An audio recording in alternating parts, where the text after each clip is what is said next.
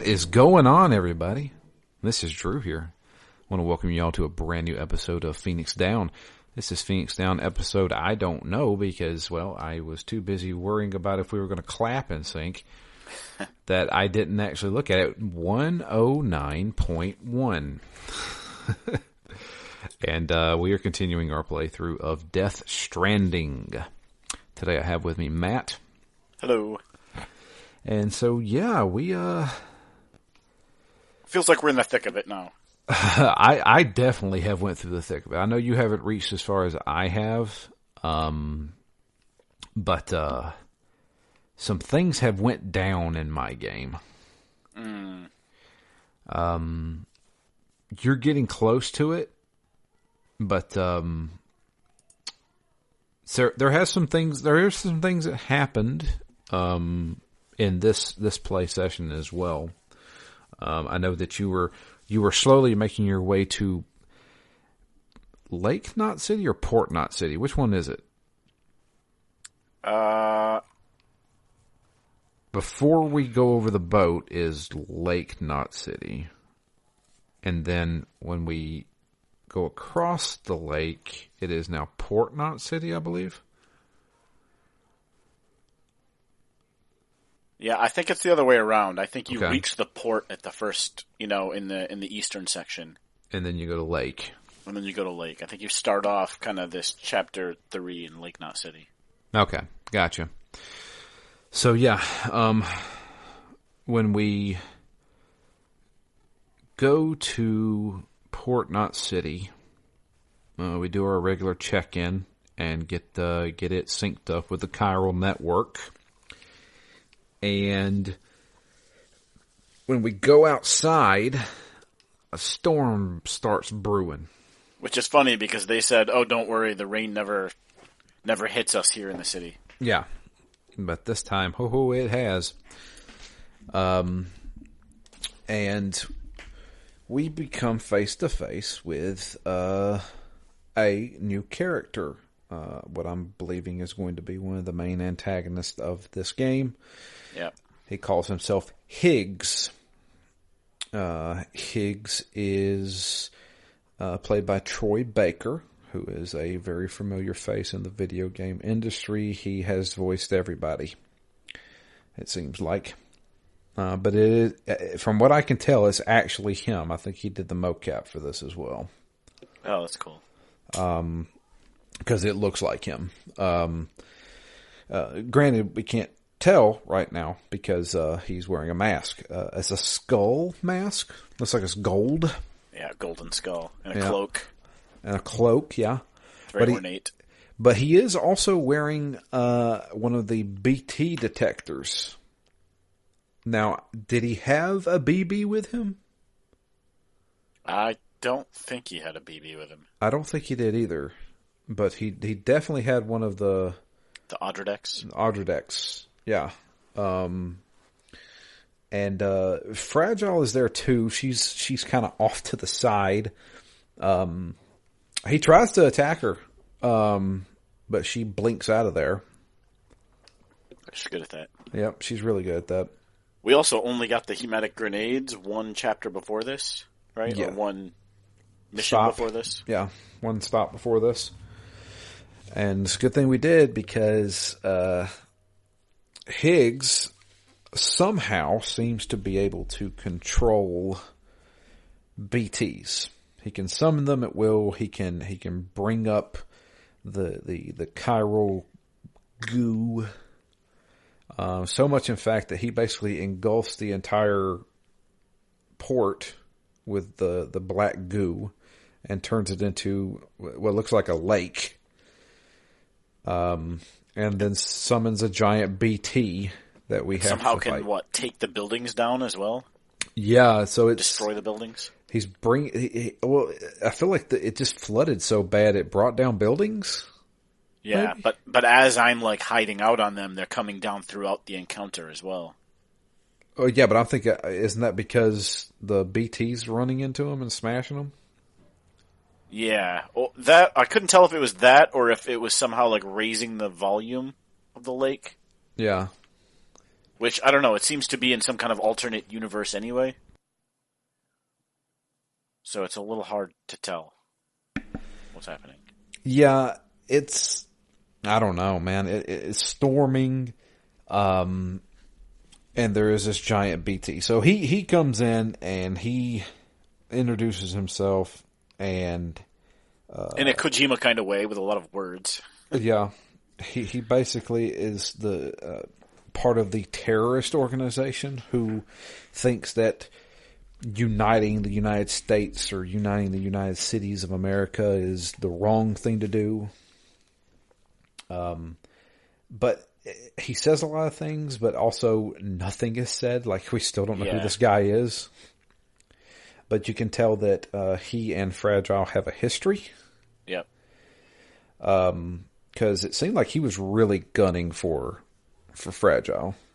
He took a shot at her. So yeah, he summons this giant BT, and we have to fight it off. So this is officially our first boss fight of the game. Yeah.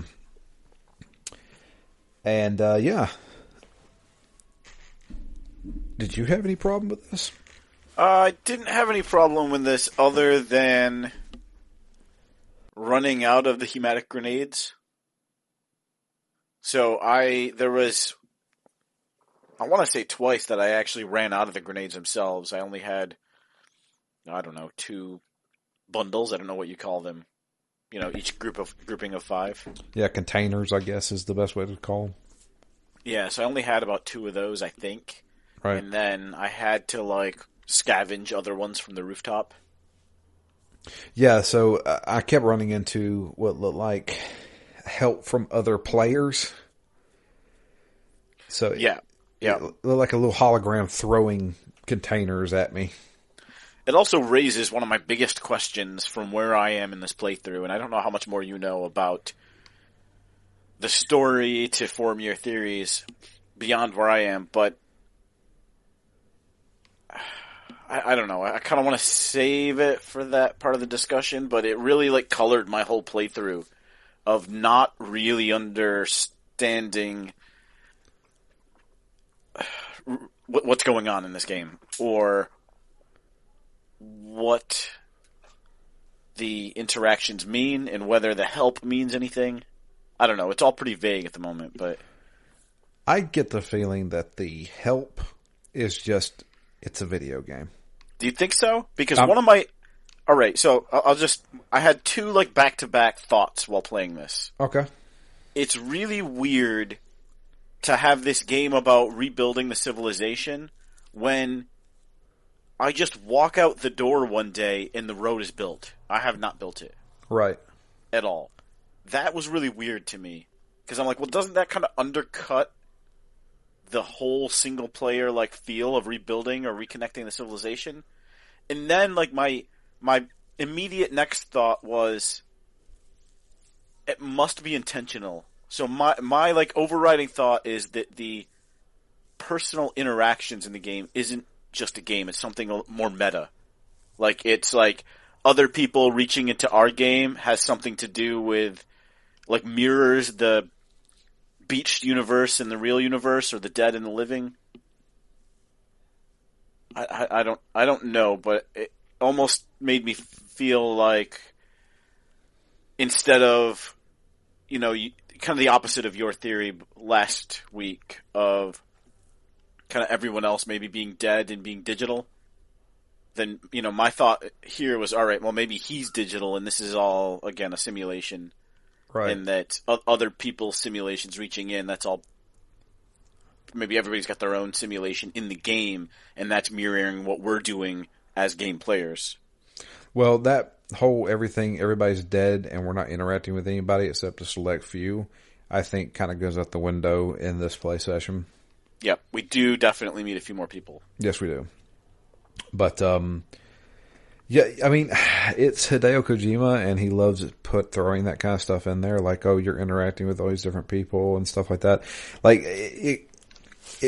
I could easily see this becoming a I Am Legend kind of thing, where you're actually the bad guy screwing everything up. I don't know. Yeah, in my mind, I'm like, it would be pretty meta if our playing the game mirrored what was happening in the world. Right. I thought that was kind of cool. And then the one other thing that I thought was strange was, back to your point about it feeling so desolate in the cities, there was one point while walking into Lake Knot City where I think it said population 63,000 people or something. I'm like, you gotta be kidding me. Either that's a really old number, which doesn't make sense because it's digital, or where the heck are all these people? 63,000 people in Lake Knot City? Yeah. And we see, what, 2? Yeah. So, I don't know. There's still some kind of disconnect there. Yeah, I'm not entirely sure what any of that means yet. But after beating the BT, everything kind of goes back to normal-ish. Higgs is gone. What happened to Higgs? We definitely didn't fight him at all, but he kind of just summoned the BT. Did we even see him after the BT fight? I don't think so. I think he just kind of disappeared after that. That's kind of anticlimactic. Yeah. But we meet back up with Fragile, and we ride the one and only ship that takes us to Lake Knot City. It's about a day journey on ship, and I'm like, dang, how big's this lake? Yeah. But Fragile kind of goes into a little bit more of her backstory. She talks about how she does know Higgs. At one point, I think he was either with Fragile Express or worked with Fragile Express. Yeah. Making deliveries and stuff like that, but then he turned into like this really weird rogue agent who started getting up a bunch of fanatics and turned into a terrorist. It's also interesting to me, like, what the motive is of the terrorist. Is it a real motive, an anti-connectivity motive? In which case, I would have to wonder what's underpinning that. Yeah, what information does he have that we don't? Yeah, exactly. Like, why is he fighting this so hard? Or is it just that they've gone psychotic due to whatever's caused the mules to go psychotic? Right. Or is it a combination of both? I think Higgs has more information than what we know. He must. I mean, just having gone crazy from the environment's not really a great bad guy motive. Right. Plus, he doesn't seem out of control. Seems fully lucid. Yeah. But I can't remember now. I have learned what actually happens in between Fragile and Higgs. I don't think you have yet. Well, I learned that he fooled her. She went into South Knot City. Yes. Yep, I learned all of that. Yeah, but you haven't seen how she's an old woman underneath, right? No. Okay, you'll get that next time. Although she did come into my room and shower. Yes, that's where we got that whole scene with her talking. So she basically got betrayed by Higgs and was taking a delivery to South Knot City, and it was actually a nuke, an old school nuke is what she called it.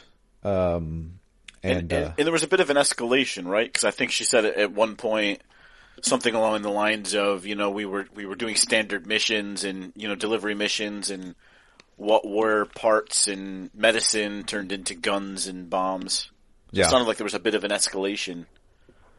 Yeah, definitely. Or a plan that he was putting in place, maybe. But she definitely put it off as if I've been betrayed by this guy and I want him dead. Yep. So, yeah. But she does help us out. She says that the people in this part of the country, they don't trust bridges, and they only go through Fragile Express. So she's going to give us a little code identifier that we can wear. Yep. that will basically say that we're affiliated with Fragile Express, even though we're with Bridges. They're old codes, but they check out. Yeah, they're old codes, but they check out. That's right. It worked, but yeah, she firmly believes that reconnecting the colonies or the civilizations together is for the best. So she wants us to continue doing this, but we'll need that code to let us in, basically. So we get a bunch of missions when we make it to Lake Knot City. We get a bunch of missions to go to all these different places. So there's the engineer. There is the Elder. The elder, yeah. There is the Timefall farm. Yep. There is another one. It's like engineer and something else. What was the other one? Craftsman. The craftsman. That's right.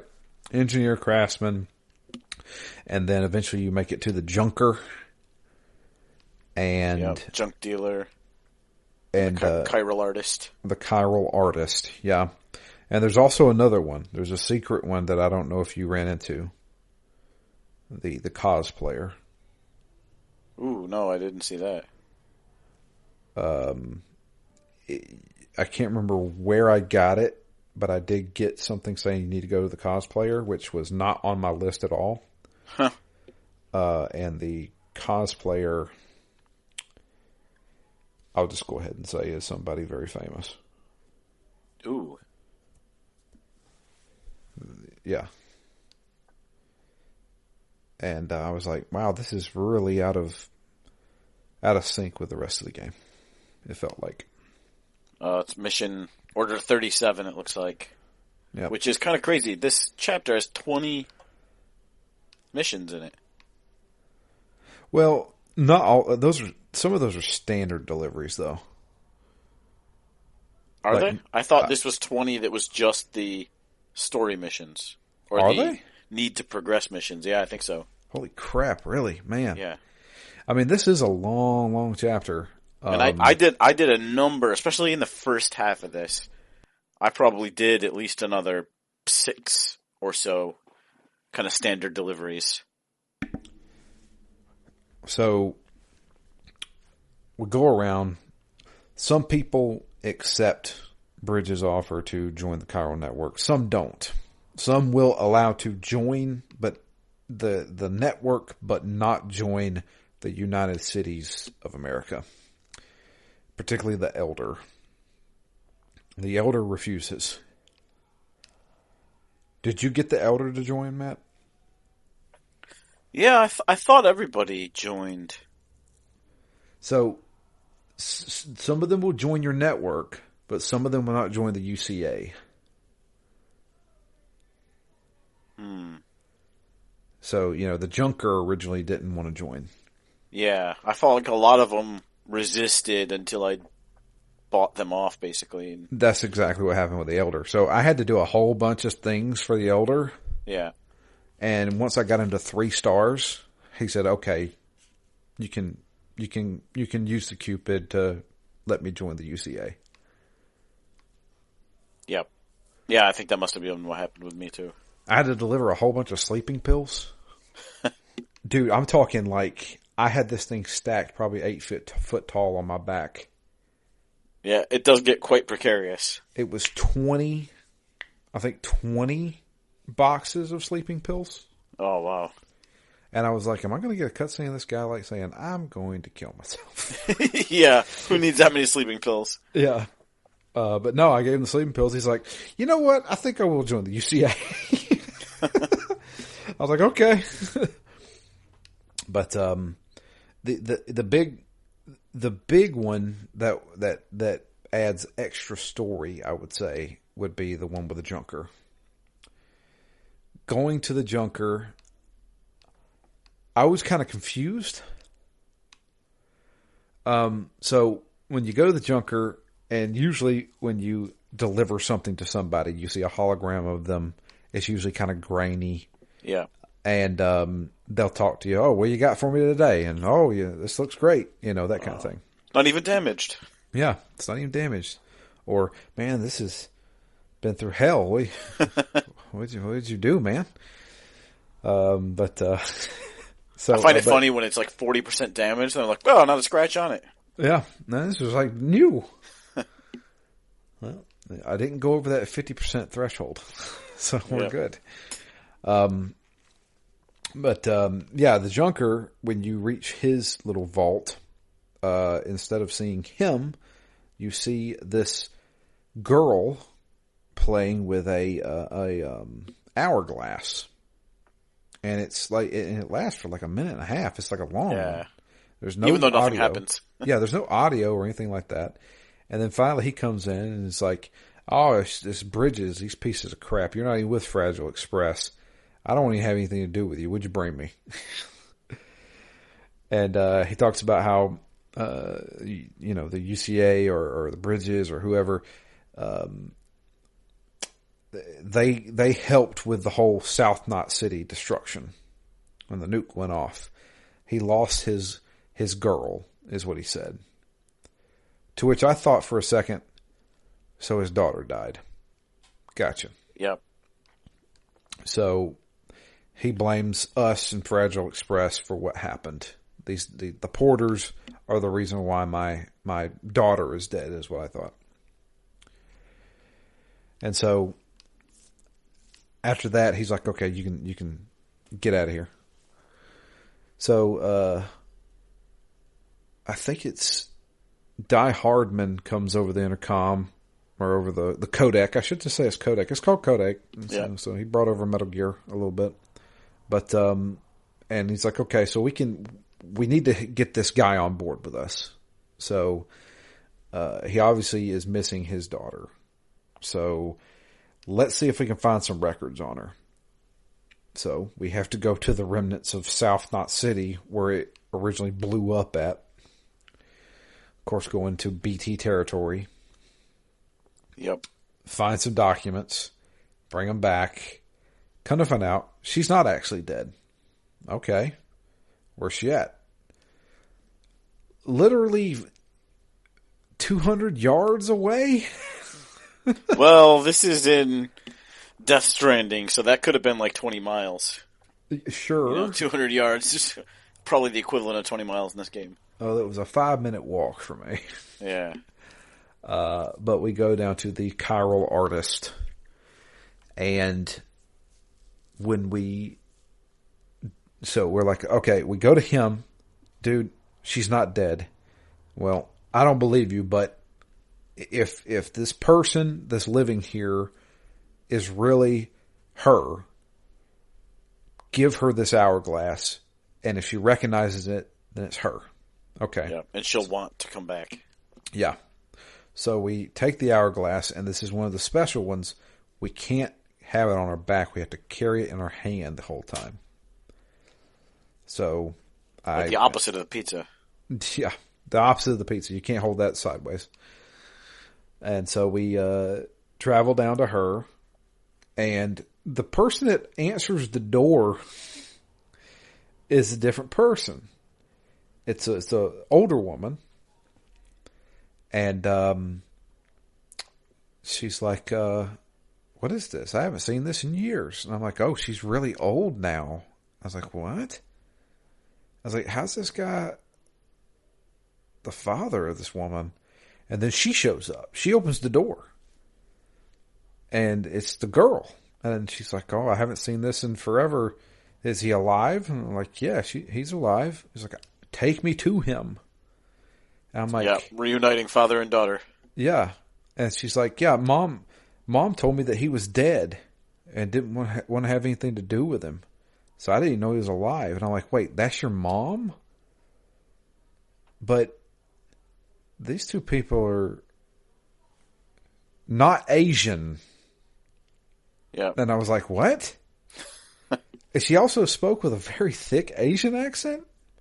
Yeah, some kind of accent. And I was like, what? I was so confused. Yeah, this whole mission, I was like, I must have spaced out here because I don't really understand what's happening. Yeah.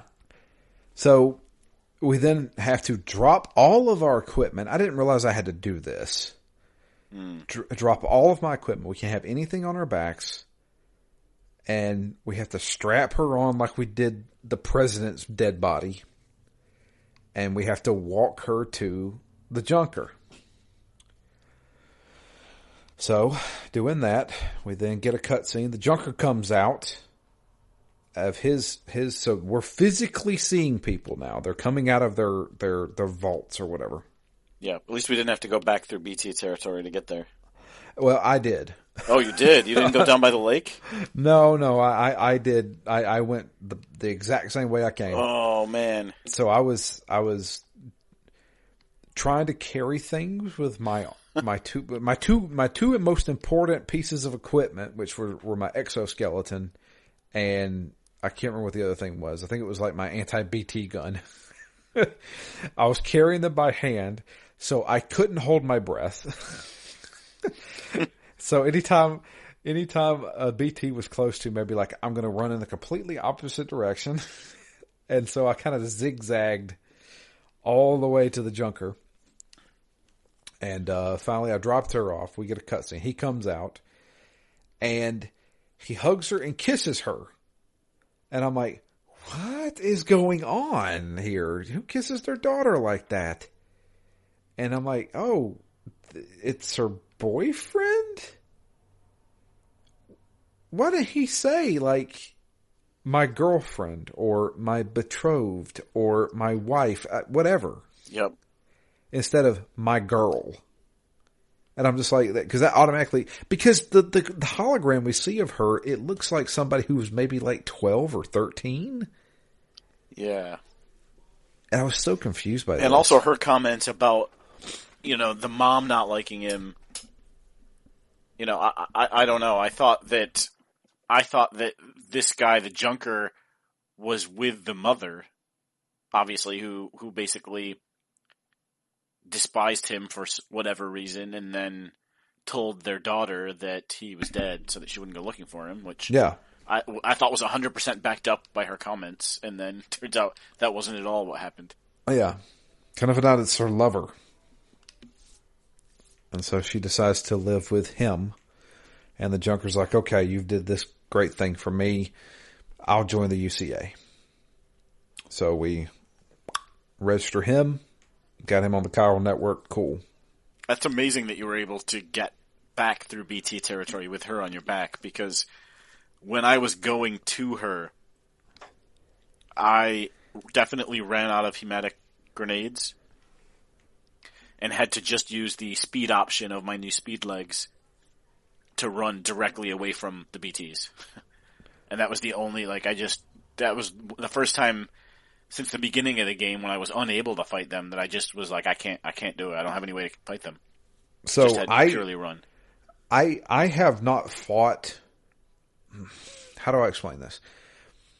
Unless I have been caught by a BT and been in the flood, I have not fought a BT.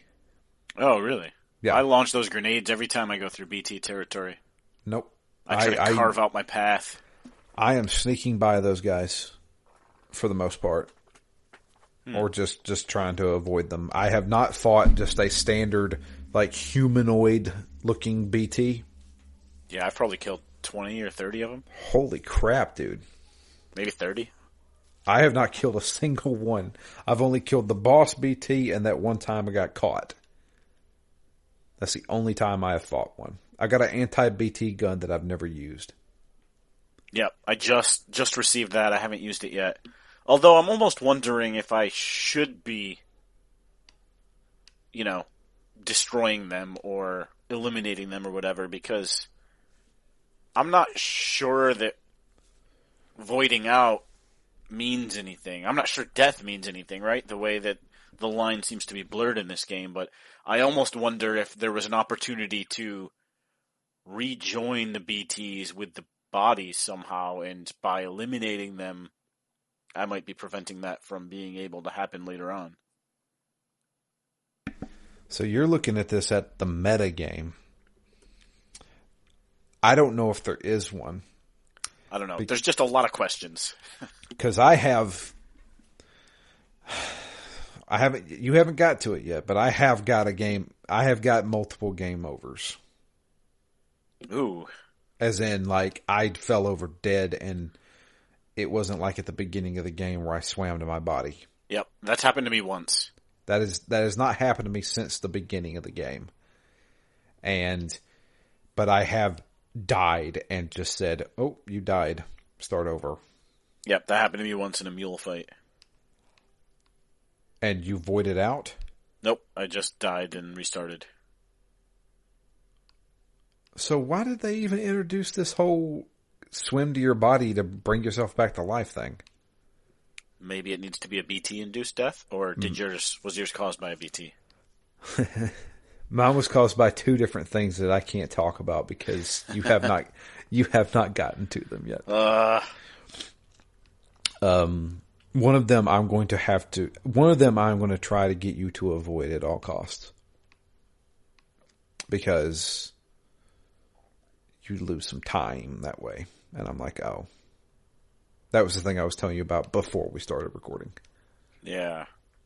Is it a boss? No. One of them was a boss fight that you get. But the other one was I should have went somewhere first. So, yeah. But yeah, after connecting all those people, great. We get a whole bunch of like standard orders, but the biggest order we get then is, we get a phone call from Die Hardman telling us that Fragile has went off the grid. We don't know where she's at. But we have, it's time to go to South Knot City. The I guess new South Knot City. I don't know. Whatever they rebuilt. But we need to transfer things from Lake Knot City to South Knot City. So if anybody's been paying attention, everything that we've been doing has been happening in the middle. South Knot City is clear across the map. And Lake Knot City is clear across the map. So this is going to be the longest haul we've ever done. And I've had a few slow ones in this. I don't remember which one it was, but I had one really long slow trek. One of the middle missions. It was probably 15 or 20 minutes of just walking. Getting to the Timefall farm took a while. Yeah, that might have been it. Once you get to the Timefall farm, you unlock something really nice. You get those carts that you can pull. Yep. Those are really nice. The floating ones? Yeah, the floating ones. Oh, so that's not the part that is unique to the director's cut then? No. You get those. You also eventually in this, I think the engineer creates the bot that you can send off to do orders. Yep. I've had 3 or 4 of those completed. That doesn't seem like there are any real high value ones. It's just another stream of whatever adds to your porter grade. Yeah, pretty much. And then we get a few exoskeletons. So we get the leg upgrades, basically. I've got a level 2 weight one now. I think mine's level 1, but you've got something silver and gold.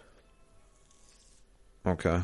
Those aren't different levels, right? I don't know what the difference is between them. I don't know. That may be something that's just in the director's cut. I'm not sure. Okay. I haven't seen any silver or gold anything. I had level 1 carry weight limit legs, and then I got level 2. I think I got that because I got the engineer up higher in the stars. And then we got the speed one from the Junker, right? Yep. Yeah. And he wanted us to use that to go to get the Carl art. artist. Yeah.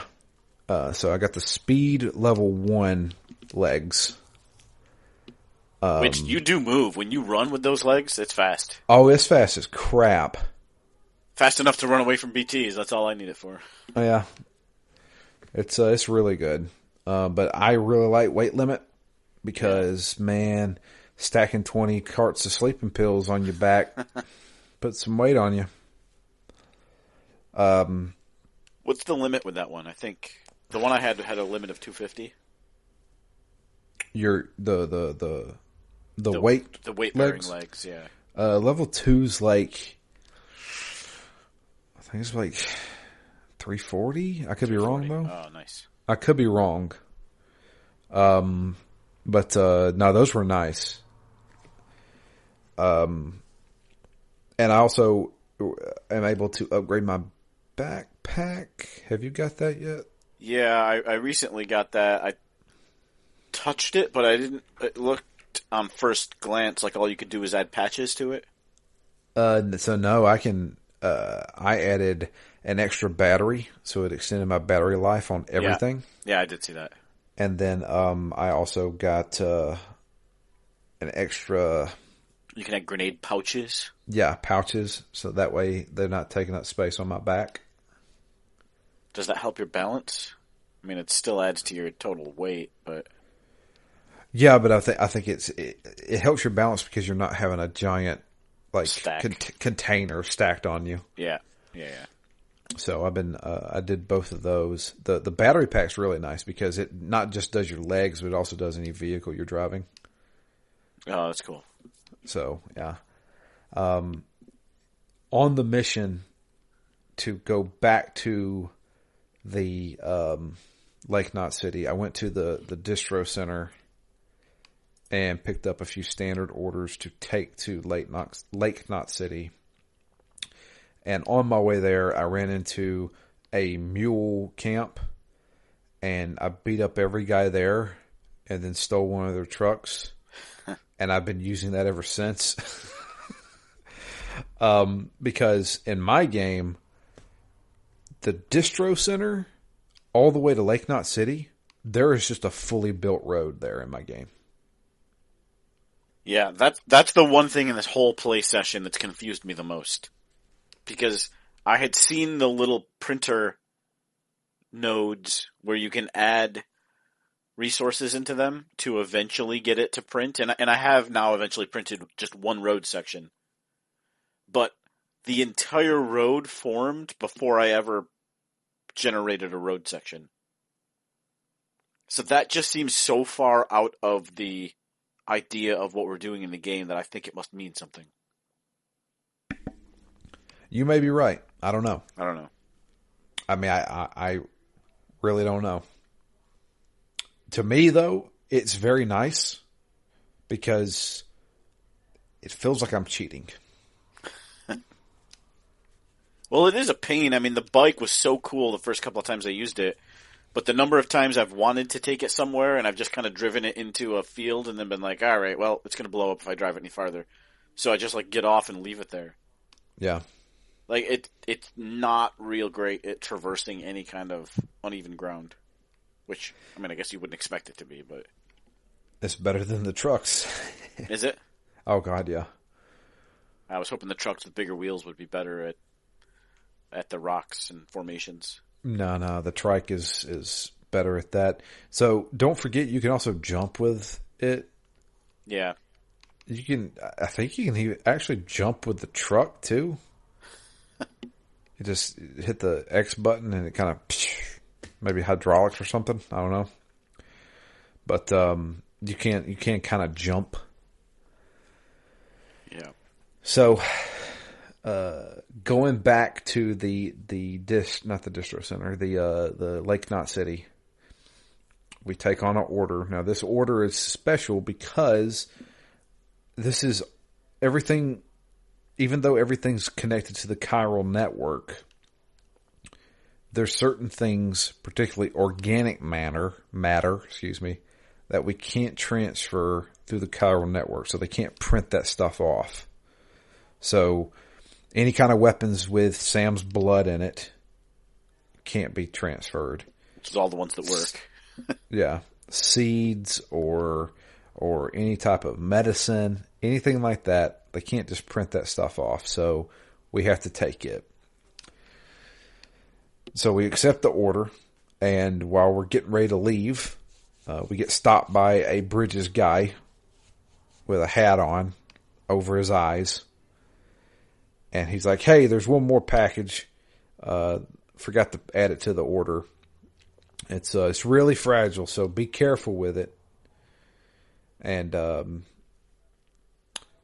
was like, well, that's definitely not Troy Baker talking. It's Troy Baker talking. It's. Let's not beat around the bush here. He does a very bad job of saying, I'm not Higgs. In fact, he does like this weird like shh motion while we're walking away. And I'm just like, what are you doing?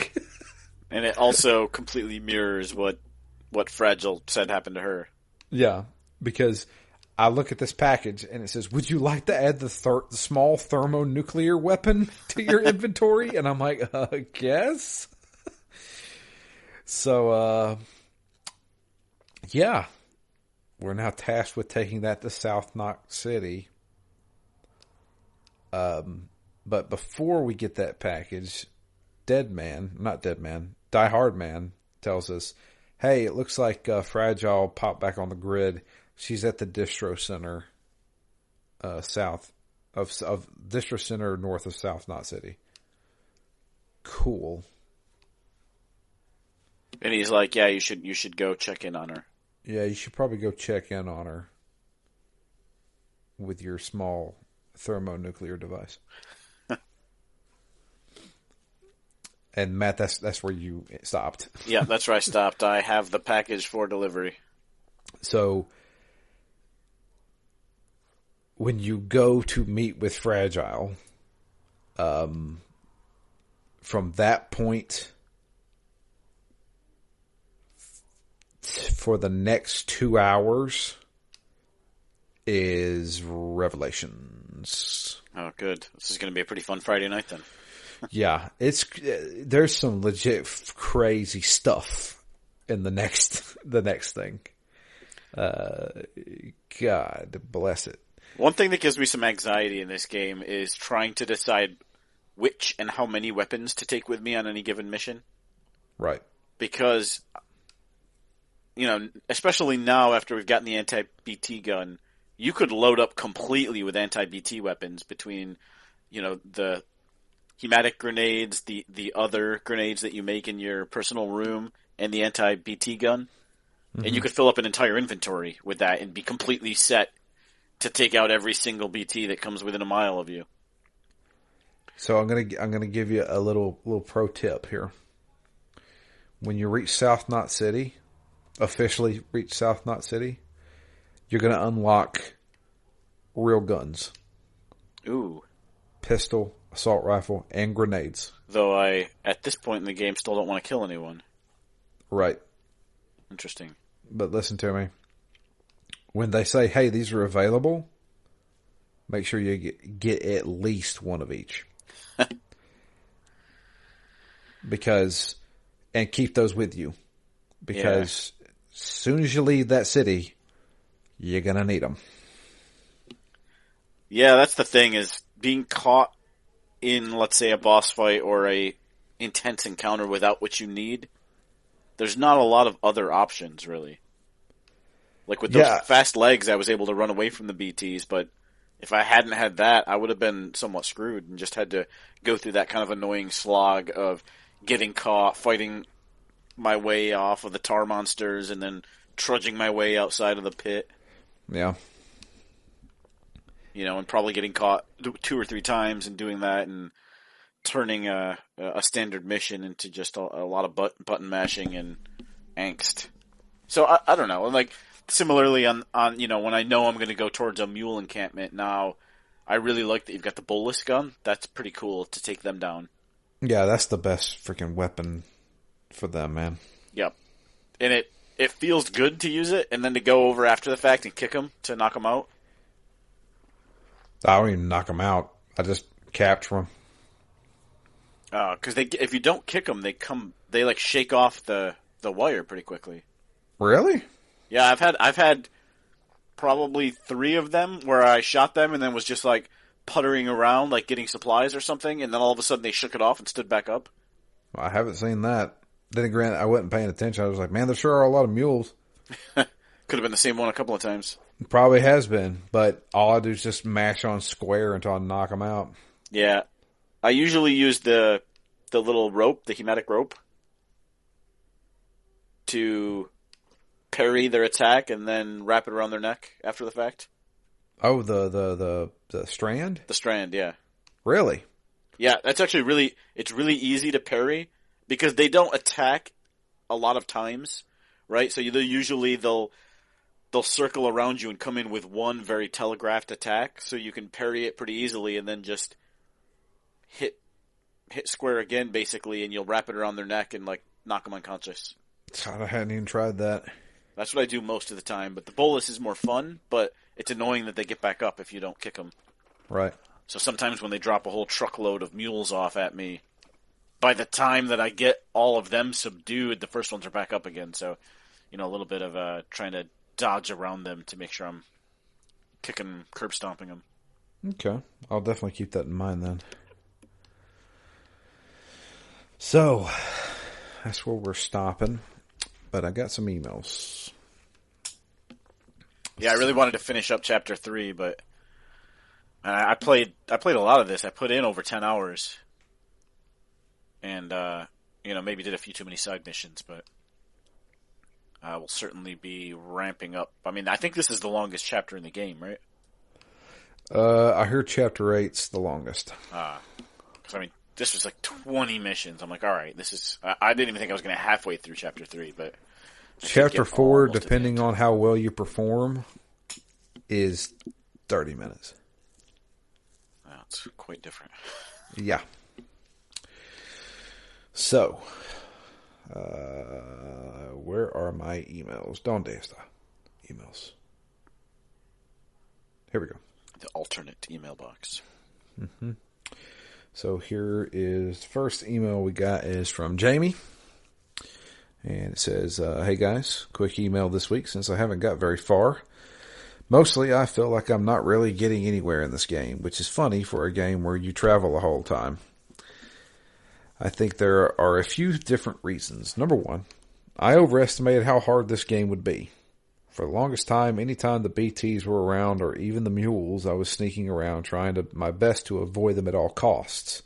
But then I couldn't and realized they aren't even hard to fight. At one point, I was swarmed by mules and fought them all off with no issues, then stole their car. And once I got the bombs, the BTs were no longer an issue. Even the first boss BT. Yeah. 2. It looked an embarrassing amount. It took It took an embarrassing amount of time to realize that you can skip the animations. I spent forever watching the elevator descend and Sam go to the bathroom and the bike go up and down the elevator. Yeah.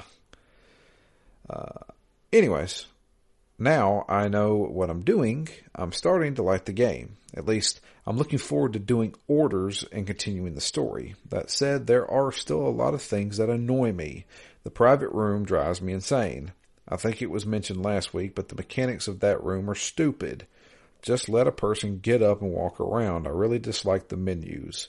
It took me way too long to figure out how to manage my inventory, and my biggest pet peeve of all, holding buttons. Why? Why do I have to confirm everything by holding a button? I have got it down now, but for the first probably 5 to 6 hours of this game, I would do everything I wanted to in the menu and then hit the circle button and say, whoa, you want to cancel everything? You sure about that? I'm like, no, I am finished doing what I want to do. Well, then you need to hold down the X button for about 3 seconds. Yeah, it's always awkward when holding a button and pressing a button do different things, I think. Yeah, I'm just like, what are you talking about? And I was like, all right, but I've gotten used to it now.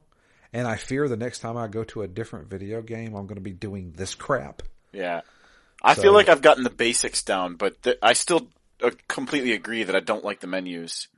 And there's some basic things that I still don't even know how to do. I just haven't taken the time to look them up. The one thing that I want to do, maybe you know already, how do you clear the markers off the map?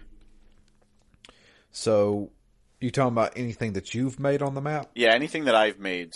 So I know when you reach them, they automatically clear. Right. But I always end up at the end of a section, an end of a chapter, I guess, where I've got 2 or 3 or 4 that I never reached. I don't know where they are on the map. I mean, I know you could go to each one individually and clear it, but Right. there must be a clear personal marker button. There right? is. So scroll your cursor to a place where you don't have a marker and hold down hold down the square button. Does it say that? I mean, how do you... Yeah, it says it in my version of the game, I guess. Yeah, it must have Just mine as well. hold square to remove all markers is what it says. Okay. Well, that's clear. That's all I was looking for. Let's see here. Story-wise, I'm still behind, so not too much has happened. All I really know is that I didn't before is why the void outs happen. The matter, antimatter, soul, anti-soul sort of deal. I do wonder about the beach, though. It seems like some are stuck there, and when Bridget died, she said, "I'll see you on the beach." I don't know if that's because she is Amelie, or if they can't cross over. As for the time issues, I have no idea what time has to do with anything except that it must have a big role, especially since they said you can travel through the beach to save time, which makes me wonder if Sam is aging differently than most. Anyways, like I said, short email, but I'm not giving it up. I'm not giving up. I'm into this now, Jamie. So I guess we can talk about that a little bit. Did you read any of the emails or interviews? Yep, I went through and read all of them. Okay. All of both. So I've mentioned this theory to a few people, and they're like, "Oh, you sweet summer child, you don't know what you're talking about." But I'm going to mention it here anyway. There is obviously some sort of time travel happening, and the reason why I say that is because in one of the interviews, I believe it's the interview with Hartman, they mentioned that, or it might have been Mama, but they mentioned that building structures, how do we build these giant roads in 30 seconds? How do we build these structures, in short amounts of time? Is because they're using the chiral network and the beach. So I believe that the chiral network is connected to the beach somehow. The beach is... time stands still at the beach, right? Or at least that's what it seems like. Yeah, that's what it seems like. So, or it's at least distorted somehow. Yeah. So what I'm thinking is happening is we are sending those materials to the beach, and then we're sending it to the future. So Sam is in the future, and we built a bridge 40 years ago in the past, then it instantly shows up in the future. Right? Yeah, could be. So we're changing the past and it's affecting the present, essentially? So do you still think all the other people are in the past? I don't know. There is something that happens in the next play session that you will see that definitely makes me think, hey, we're time traveling here. I still think something happened. This, whatever the Death Stranding was some kind of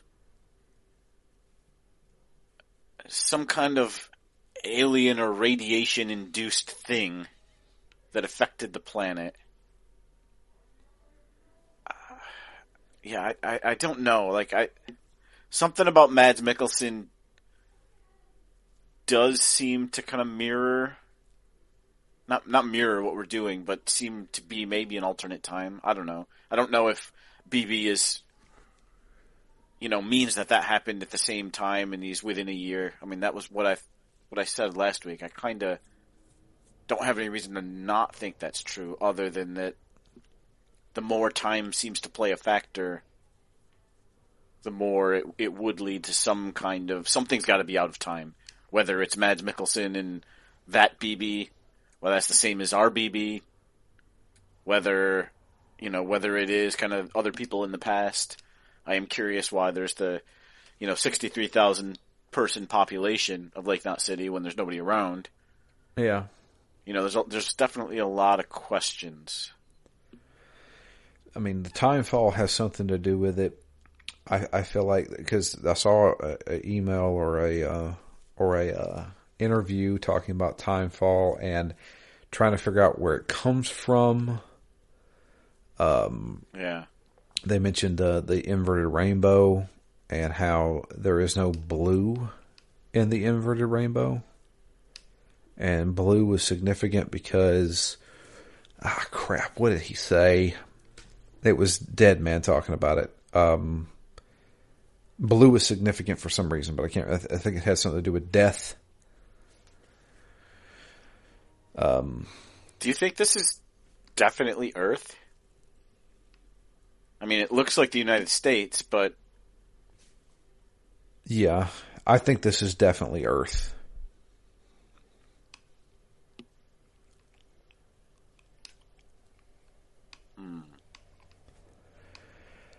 I feel like... Because that would explain why a map of the U.S. doesn't really take U.S. time to traverse. True. If it was some kind of, fudged interpretation of Earth, and if it was somewhere else or a simulation, you could fudge away a lot of the time, a lot of things that don't make sense, like, it's a simulation, or it's a glitch in the Matrix, I don't know. I feel like there is some type of explanation to the body is set in time while the soul is not. Like how they've always described it. I've seen it in multiple movies and books and stuff like that, where they say, like, when you die, time kind of stands still. Yeah. And because existence as we know it is focused around time. But that is just something that human beings have created to cope with life, understanding, scheduling and stuff like that. And sequence and logic. Exactly. But in reality, none of that actually exists. Time is not real. That's why I like 12 Monkeys so much. Yeah. But yeah, I mean, I do think this is Earth. I do think that... Well, I don't know if there's any time travel happening, but I think if there is time travel happening, I think it's probably tied to the beach in the same way that their ability to teleport is. Yeah, because that's one thing we didn't mention was that Fragile kind of doesn't explain, but also mentions why she's able to teleport. Yeah, is because she is more attuned to the beach than Sam is. So Sam is attuned to the beach because he can go there. He's been there before as a child. That's where he met Amelie.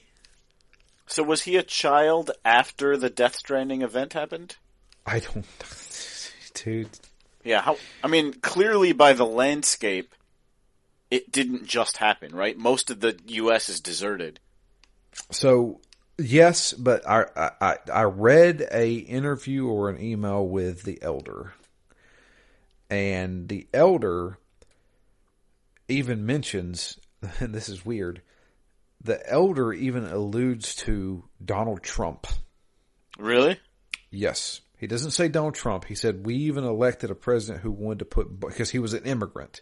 He talked about being an immigrant. He said that we elected a president who wanted to put a wall around the border of the United States to keep immigrants out. That's what he said. And he said this was before the Death Stranding? He said right before the Death Stranding happened. So this man, the Elder, whoever he is, if he's alive, I don't know what he is, but he was alive when the Death Stranding happened.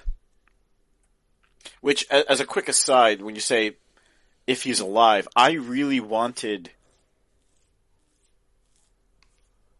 I really wanted Sam to shake hands with some of these people. Like, are they even real? Are they even alive? Because he interacted with the president, for sure. Yeah. He's touched... He's touched Fragile, definitely. Yep. Yep. But there's a lot of people he kind of stands near and doesn't touch. And when we first saw Amelie, she looked real until we realized she was a hologram. Right. And some of these people that I'm starting to take as real might not be real. Your guess is as good as mine, boss. So I don't know. How long... I mean, it's funny that you use the Elder and a reference to Trump. You know, is that a way to gauge time? In a normal game, I'd say, yeah, all right, you can approximate his age and then approximate, how long ago the world was normal. But I feel like in this game, that kind of logic doesn't hold. No. Right? And BB being a year old doesn't hold. So I don't know. What year do you think this is taking place in? I have no idea. I did ask Ken, I was like, do they ever tell what year this takes place? And Ken was like, maybe. I feel like there was like an interview or an email that I read where they kind of allude to what year it is. It's got to be at least 100 years in the future, right? For the Earth to have been so reclaimed by nature and devastated. I mean, everything looks a bit rocky and barren. Almost like it's an alien planet that's mimicking Earth, but if it's not, I don't know. It's not like we've seen too many actual structures that look like they're from our world. Yeah. Well, you're gonna see some stuff real soon. If nothing else, the beach has gotten us some pretty cool short cutscenes, which by cool I mean don't make any sense. Like when the whale comes up next to the door. Yeah. That was pretty cool. Or just how little child Sam is talking to Amelie on the beach. Yeah. Has Amelie always been on the beach? Yeah. She's never aged. Do we know? Did I misinterpret before the last recording that she was his sister? That's what we said. That's what it felt like. Yeah, that's what it felt like. But he's got that picture of him and his mom and her. But remember, Timefall hit that picture and her face is blurted out. Yeah. So I don't know what that means. I also thought it was clear that how the junk dealer and the chiral artist were relating to each other, and that was completely wrong. Yeah, that's true too. I don't know. There's still a ton of mysteries in this game, even after the things that I've seen. But I will say that I definitely think there are some time travel elements involved here. And Higgs. Higgs is also an interesting name. Yeah, they mentioned that in the emails, don't they? Yep, they mentioned that in the emails. And it kind of ties to a little bit... The Higgs particle? Yep, like the Higgs boson. Which, The God particle? Yep, who knows how that can relate to the game, but... I don't know. So many mysteries. There's so many different threads. If any of them start tying together, it could really change the interpretation. But basically, anything's on the table at the moment. I mean, at this point, it could be that Sam and everybody who's physically here is actually dead, and the BTs are the alive people, and we're disrupting them. Yeah, it could be. I mean, I was under the assumption that they were just dissociated souls, and I was feeling bad by destroying them. But yeah, it could be. It could be the other way around, and everything I feel like could be extreme in the same way that, like, oh, everybody's in the past, or everybody's digital except for Sam, and I'm like, well, maybe Sam's the only one that's digital, and this whole thing is a recreation of sorts. Or they could go like straight up Full Metal Alchemist, the original series, not the Brotherhood series, where they find out that they're actually an alternate world, and every time they use alchemy, they're pulling material from the old world. Yeah. So every time we build a structure, we're actually removing the structure from the other world. Yeah, I mean, I was kind of starting to think that maybe this was like multiple universes, and every time you go through the beach, every time you kind of go through the beach, that's what kind of allows you to jump further, or, to pull things across, or, this kind of souls can't, you're getting like a mirror image or a shadow image from a different universe. I don't know. I don't know if they'll go that scientific, although something like Higgs boson might tend to me down that path. As opposed to something spiritual, like just souls. Right. Interesting. So, next email comes in from Dustin. It's titled Walkabout.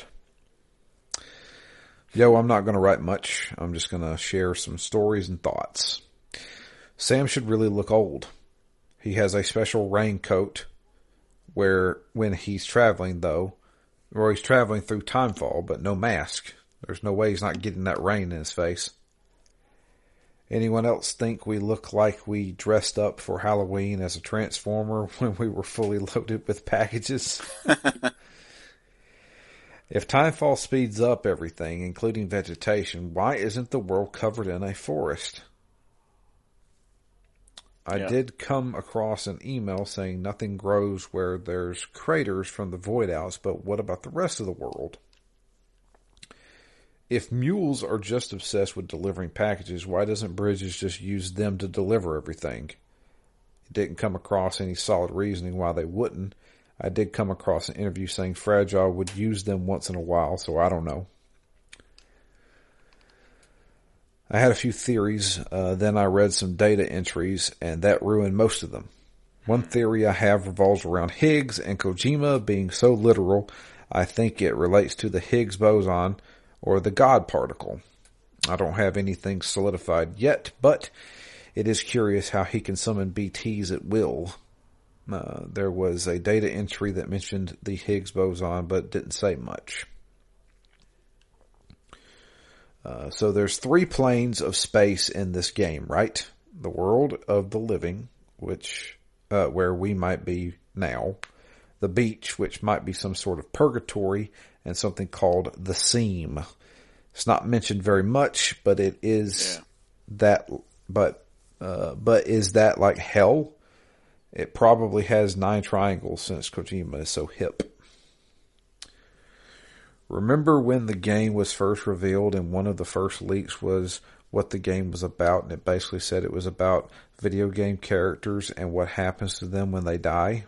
Everyone laughed at it, but the more I find out, the more this might make sense. Pretty sure your parrot arm thing that detects BTs doesn't work unless your BB is connected. For us, right? Because we're not as attuned. I guess. I don't think killing people actually causes void outs in the game. I ran over multiple mules with my truck and nothing. I also backed up into a mule and proceeded to push him a reasonable distance. That mule was sturdy. So I have to go back. I don't know if we mentioned on the last episode, but I do want to mention here. I think I read an email or interview saying that obviously they take the BBs out of the mother's womb before they're born, and because of that they are more attuned with the dead world. Yeah, because they've just been born, so they're closer to death, or not yet born, so they're closer to death. Yeah, or let's not call it the dead world. Let's call it the unborn world. I guess when you die, you're now unborn again. You know, you're not living. And when you're still in your mother's womb, you're not living yet either. And so that's why they're still attuned to it, which makes when you hook up to one of them, you can now see into the dead world or the unborn world. I don't know. Nope, I just dropped my phone. Excuse me. That's where I was reading this. Let's see here. The truck physics are pretty bad in this game, especially when you go up or downhill. You are not kidding. When BB laughs from doing something good or interacting with one of those baby signposts, the laugh still sounds like it's crying. I don't know whose baby is doing the VO, but they should have found a different baby for laughing takes. 4 out of 10. What caused the death stranding? What does DOOMS stand for? Yeah, good question. Did you notice Deadman has stitches along his temple like he's had a brain transplant or something? I did not see that. When you have to deliver the girl back to the junk dealer, I literally thought that was his daughter and his ex-wife didn't want him seeing each other. Yep. When I found out they were lovers and witnessed probably the shittiest proposal ever. If Sam's job is delivering packages even before expanding the network, why isn't there any currency in this game? Why work a job for free? Maybe they give him food, or maybe he just wants the likes. Okay, let's shift gears. I have a story about why I decided I hate this game. Great. Good intro. It all happened in Chapter 3 and some of Chapter 4, but I have a feeling we won't be talking that far, so I'll just talk about Chapter 3. I was up in Lake Knot City and had the special package delivery. Oh, well, hang on. I can't talk about this.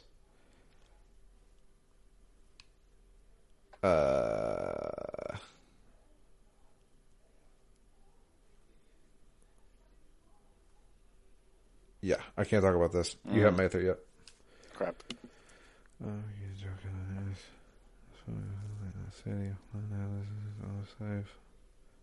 He's complaining about autosaves.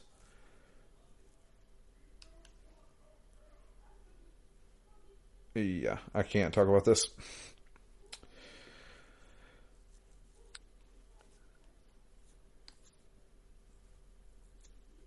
Start off with that one next time.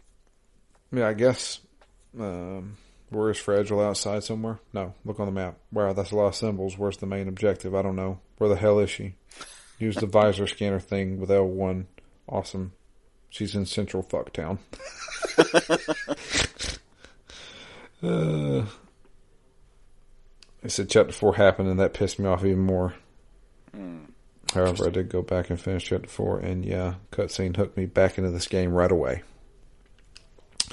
I don't hate this game right now because of the story. Depending on how the story unfolds, it's going to impact my feelings about the game heavily because the deliveries and road building isn't doing it for me. P.S. What does BT stand for? PSS. Beached thing, I think. Beached Things is what it stands for. Yeah. PSS. I wish you could turn on a chiral zoom while driving or walking and listen to different music you unlock in this game. Actually, can you? Because I unlocked songs, but can you just listen to them in the private room? Yeah, I'm not going to sit in the private room that long.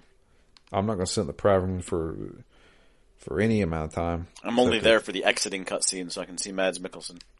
Yep. Also, they did change my drinks. Oh, really? Yeah.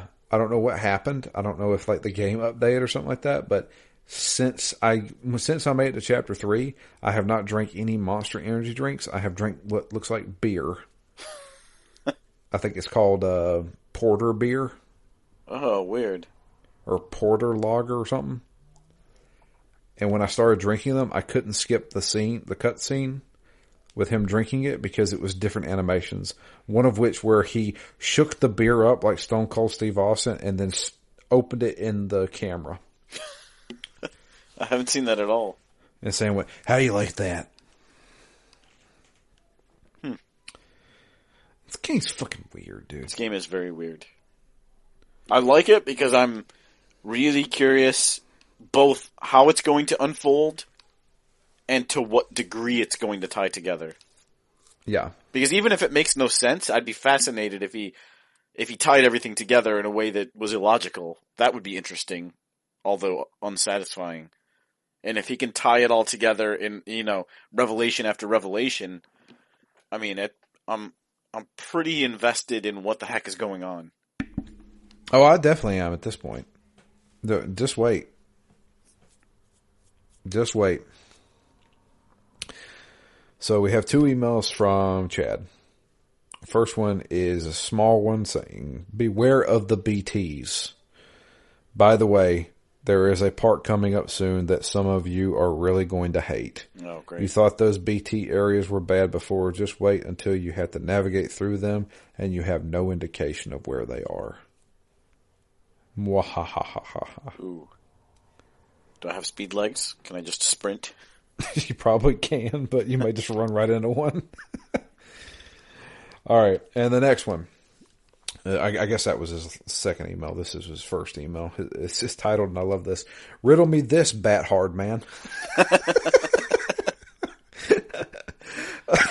Sorry. "Do you know what you think you know? Oh, God. How about a game of friend or foe? It's true that some may be pretty mean, but things aren't always as they seem. Others claim to be your friend, but will that prove true in the end? You decide. Fragile. Friend or foe, Matt?"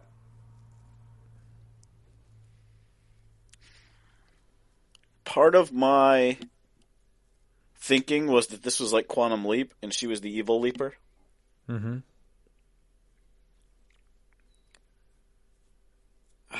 I don't know. I want to say it's too easy to say she's a foe because she comes off. I think she is working with Higgs. Whether that makes her friend or foe, I don't know yet. But I do think she's working with Higgs. Okay. I've made it farther in this game. I can tell you almost 99% she is not working with Higgs. She detests that man, as far as I can tell. Is that Amelie. a good cover? I mean, it could be a good cover, but there's some messed up stuff that happens in that cutscene. Amelie. I think Amelie is definitely bad. Definitely bad. Because why do you say that? she's been presented as nothing but pure so far. Sure. Like, too good to be true, I would say. I think she has to be bad. I'm starting to agree with you at this point. Just because of just how hard she's pushing, we need to connect everybody. Yeah, exactly. You have to do this. What's your motive now? Like, in as much as I wonder why the people who don't want to be connected don't want to be connected, I don't understand why she's pushing so hard. Right.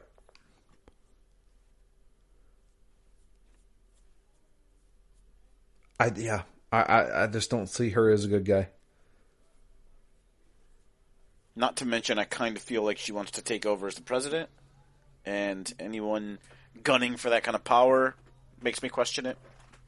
My thing is, I still don't know what the hell Amelie is. She's been on this beach since Sam was a kid, but she also she's trapped on this beach, but she's also on the West Coast. The West Coast, but she also traveled from what looks like Virginia to the West Coast in a 3-year-long span. Like, what is she? And she can also talk to us. She's also being held captive by terrorists, but also a hologram at the same time. Yeah. Like, you can't see my face right now, but it's contorted in such a way that I look like I'm being tortured because I don't know what she is.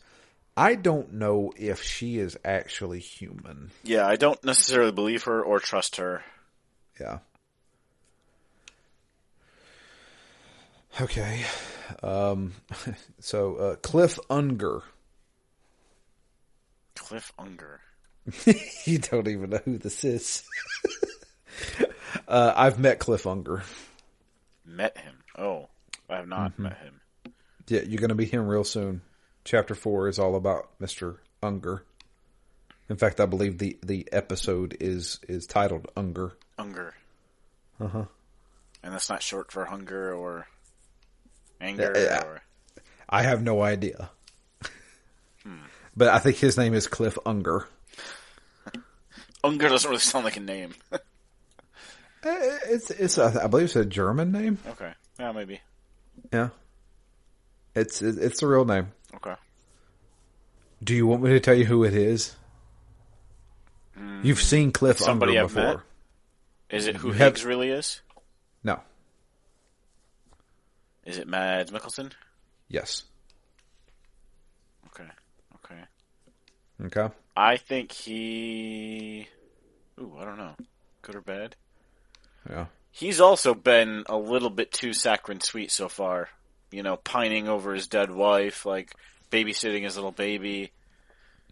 Is he as good as he seems? I don't know. Yeah, you're definitely going to change your mind in chapter 4. All right, Mama.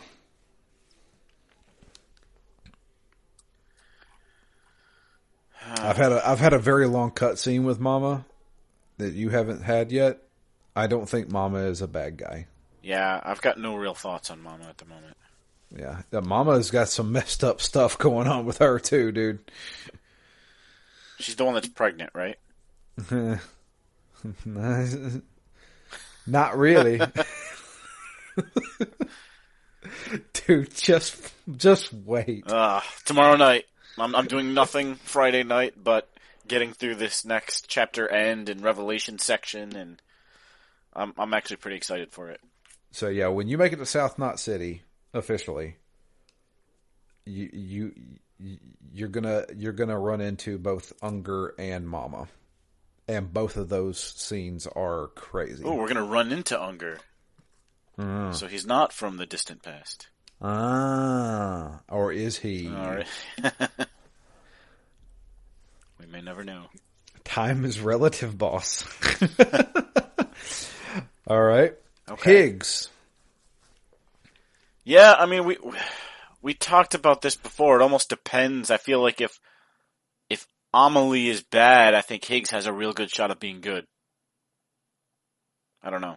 He's clearly been portrayed as bad. Maybe he's just the bad guy. He definitely looks like a bad guy. I could go 50-50, but I think he's going to be extreme in one direction or the other. Yeah, so here's the thing. I've seen another thing with Higgs that you'll see really soon too. He's really painted as a bad guy, but he may very well be one of those. He's got information that you don't understand. Yeah. But he still does some messed up stuff. Yep. The end justifies the means. But maybe he's one of those that's like he's got good intentions, but let's not forget where the path to hell is paved with. All right, here's a good one: Die Hard Man. I think Die Hard Man is 100% a bad guy. I think he is in cahoots with Amelie.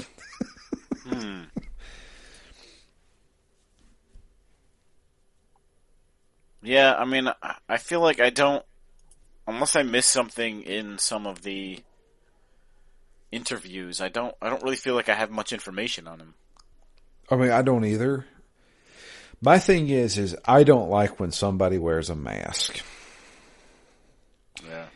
And so far in this game, Him and Higgs have got something to hide.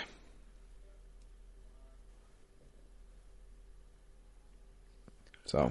Yeah, I don't know. It's hard I mean, it's just pure. I don't even have anything about his actions that sways me yet. Right. Dead Man. I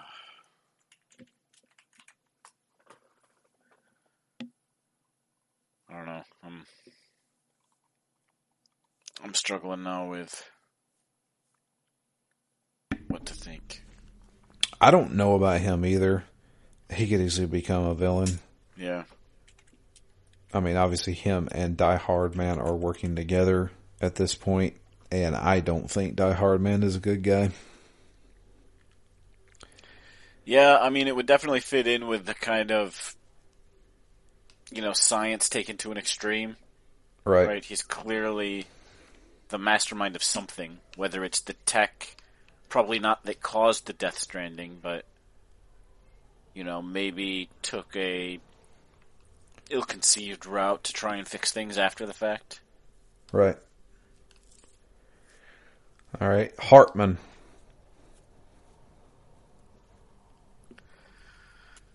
Let's see.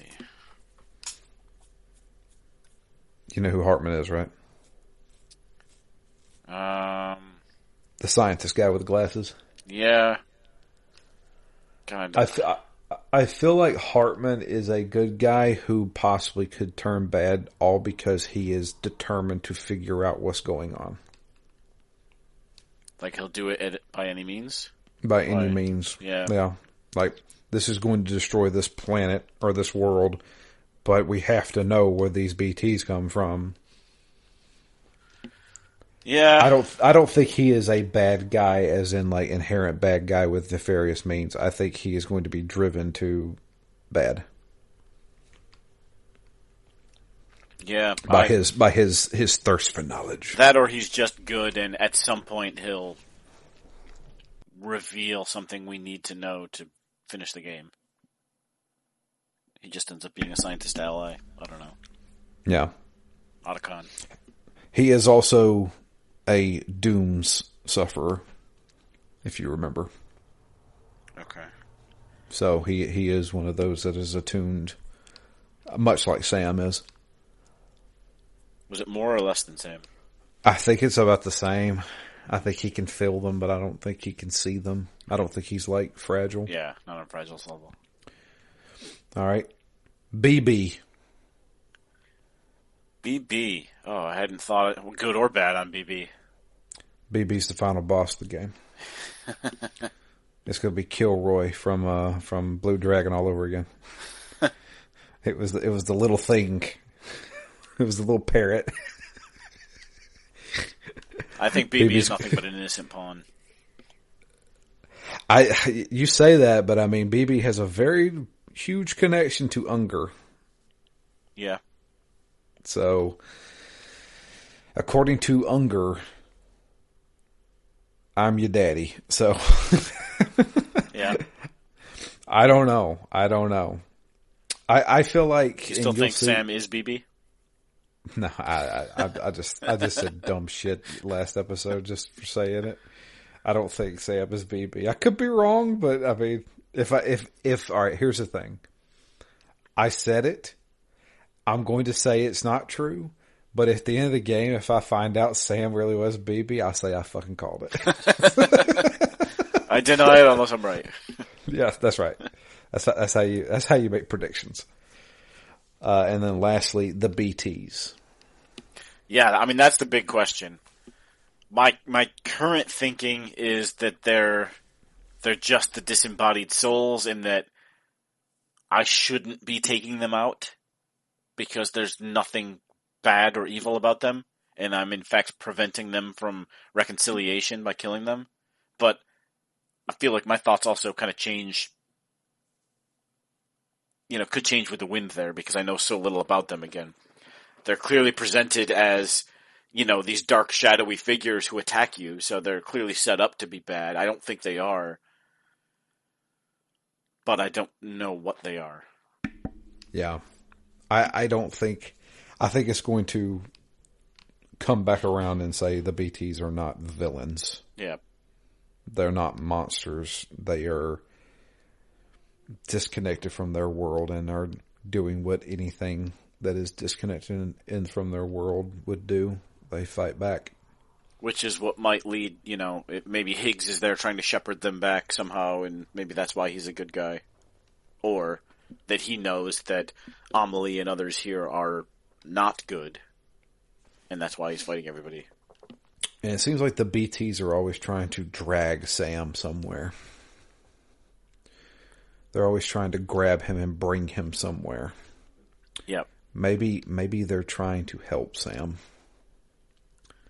And what's with the tethers, do you think? They all seem to have the tail that's connected themselves. The whole game's about connections, right? Right. They still seem connected to something. Whether that's an umbilical back to the beach or whatever. Umbilical, keep that in mind. Keep in mind the significance of umbilical cords. That it's life-giving, that it's a tether. That it is a tether. A strand, if you will. Mm-hmm. That's all I'll say. Interesting. But that's it. That's all for Chad. I appreciate all those emails, everybody. I really do. Yeah, it's been a while since we played a game with so much mystery in it. Dude, this game is... nothing but. Yeah.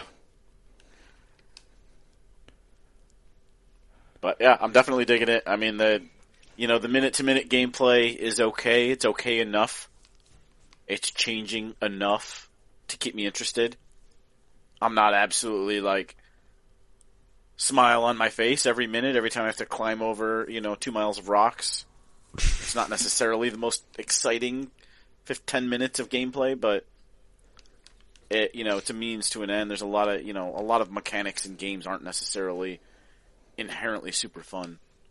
I mean, yeah. What's fun about a Telltale game? There's not much playing to it, right? So I don't know. I am enjoying the game, but I'm enjoying it more for the mystery than I am the game. You should have. I wish everybody was a fly on the wall when I tried to describe this game to my wife.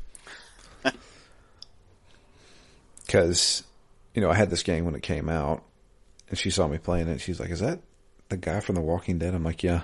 She's like, "What is this game?" I was like, it's weird. Well, now that I played more of it 2 days ago, I tried to explain so far what I've seen in this game. The look of bewilderment on her face could shock a room. I was like, because then there's, he's a porter. He takes stuff from one place to another, and he's walking across the United States. And there's also these invisible ghost things that we don't know where they're from. And there's also this beach, and he's got a baby on his stomach, and the baby helps him see him. And she's like, "What? What is this?" I was like, "I don't know. I can't explain none of it." I don't know. What are you doing? You walk. Deliver packages. Oh, what a weird game this is. Yeah. I am eager. I mean, I'm actually excited. I'm most excited for the fact that there's some short chapters coming up, because I feel like there'll be a little bit more change. Right? The last 10 hours have literally just been trekking back and forth across the central U.S. Well, you better buckle up, buckaroo, because where I left off after talking to Mama, I have to go around a mountain. We're going to the Rockies. And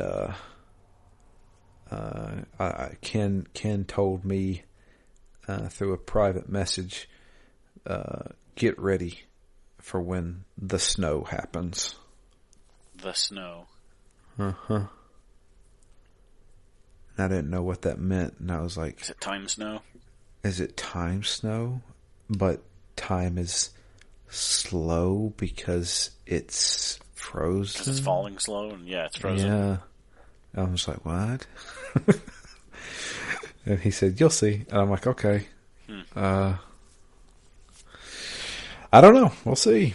I don't even know where to begin with this game, dude. It's so weird. It's so weird. Dude, you haven't even seen the weird shit yet. You've seen weird, but let me tell you. There's level 2 weird. There's level 2 weird, and it's called Chapter 4 and the beginning of 5. I'm almost there. Yeah. So, you're going to have a lot more questions after that. More answers and more questions, or just more questions? Honestly, just questions. I didn't get anything answered. Okay. But, yeah, if you would like to send us an email, it is drew@ztgd.com. You can also tweet to us. We are at DML Fury. Matt is at REMGS, and the podcast itself is at ZTGD Phoenix Down. But that's going to be it for us. I appreciate everybody listening. Hope you guys have a great week. And until next time, I am Drew. And I'm Matt. And we are out of here. You guys have a wonderful, wonderful week. And we'll be back next week with the continuation of Death Stranding.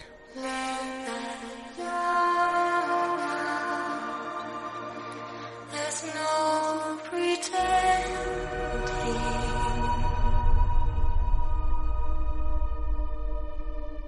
I will hold you and protect you. So let love warm you till the morning.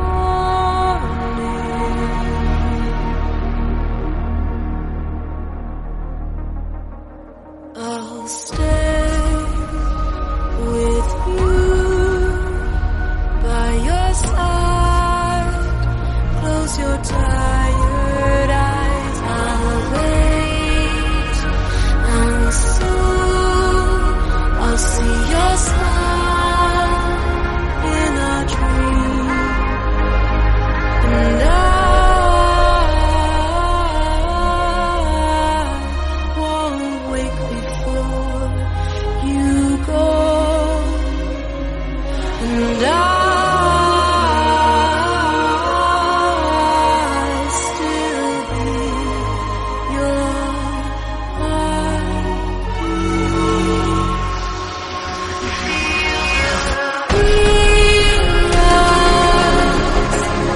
adorned, we're bound to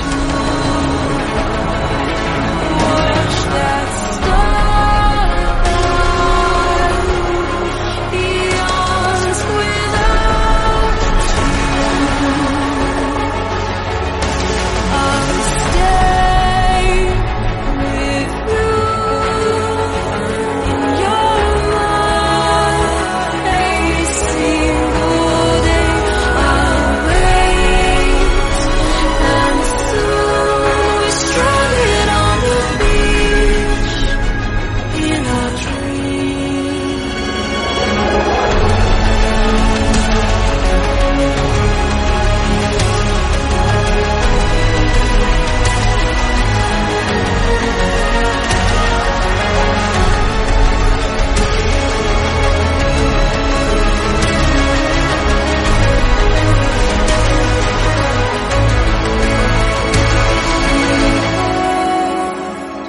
Too soon, but in our lives there's a truth to find. The end is new, and tomorrow we must reach for.